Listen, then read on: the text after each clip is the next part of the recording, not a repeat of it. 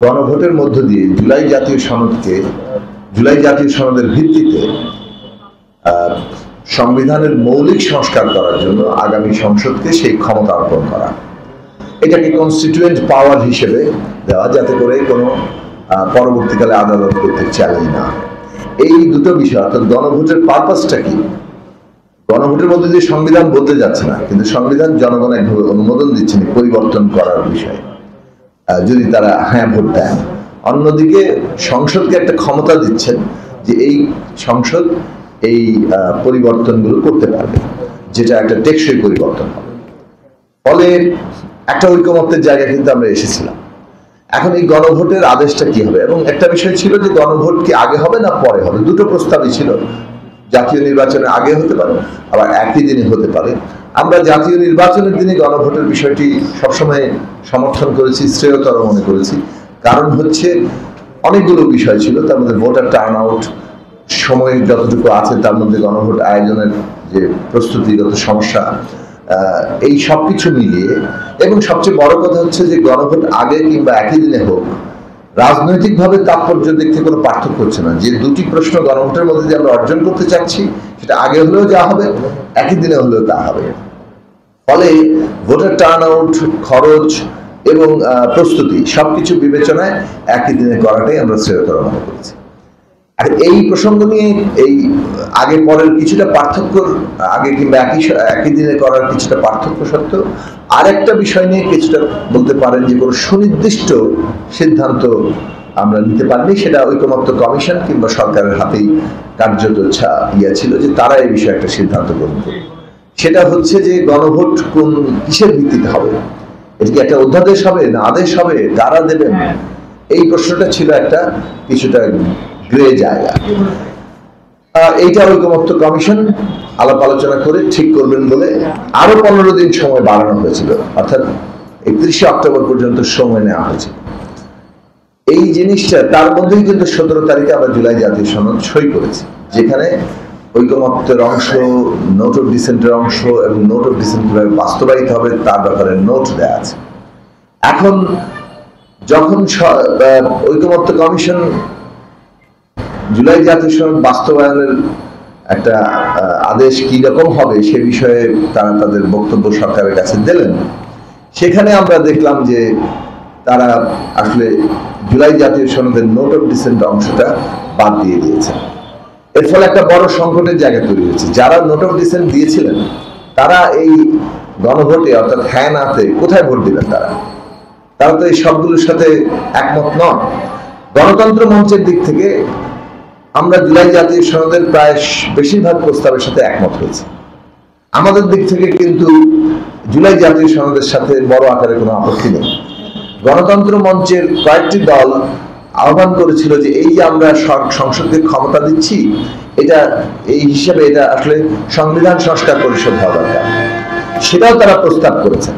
কিন্তু আমরা সবসময় আবার একই সাথে একটা কথা বলেছি যে কেউ একজন প্রস্তাব করলেই এটা যতক্ষণ না পর্যন্ত সকলে একটা সম্মত হচ্ছে ততক্ষণ পর্যন্ত এটা কাউকে চাপিয়ে দেওয়া যায় না।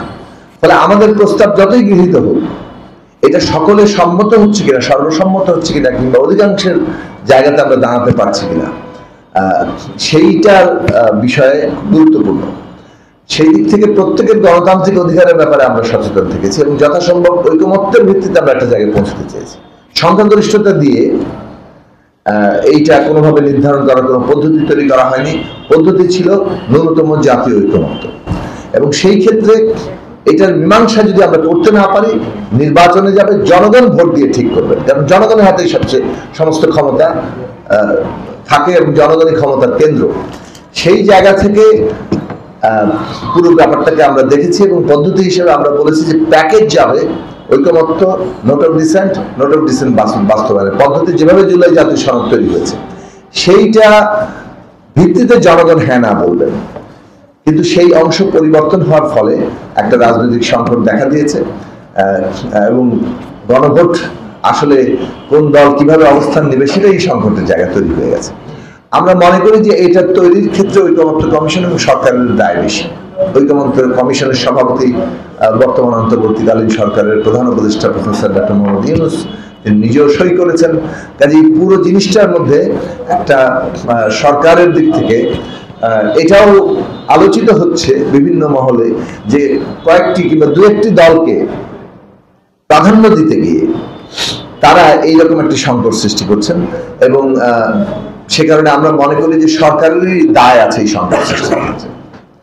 এখন সরকার সিদ্ধান্ত নেওয়ার কথা, সিদ্ধান্ত নেওয়ার ক্ষেত্রে যদি তারা ন্যূনতম ঐকমত্যকে গুরুত্ব না দেন তাহলে দেশে আরো রাজনৈতিক সংকট সৃষ্টি হবে। ফলে আমরা প্রথম আহ্বান জানাবো যে যা সিদ্ধান্ত গ্রহণ করবেন ন্যূনতম ঐকমত্যের ভিত্তিতে হতে হবে। 2 নম্বর বিষয় হচ্ছে সরকার রাজনৈতিক দলের দিকে আবার ঠেলে দিয়েছেন যে আপনারা ঐকমত্য হন। এখন এই কাজটা করার জন্য তো ফ্যাসিলিটেটর লাগে। রাজনৈতিক দলগুলো তো প্রত্যেকে এক একজন স্টেক হোল্ডার, তাদের মধ্যে যদি কোনো বিরোধ থাকে, অনৈক্য থাকে, সেটাকে ঐকমত্য করার জন্য কাউকে না কাউকে ফ্যাসিলিটেট করতে হয়। সেটা ছিল ঐকমত্য কমিশন। তারা এখন নিজেদের যদি কাজ সময়সীমা শেষ করে ফেলেন তাহলে ফ্যাসিলিটেটর কে হবে? সরকার নিজে হবে?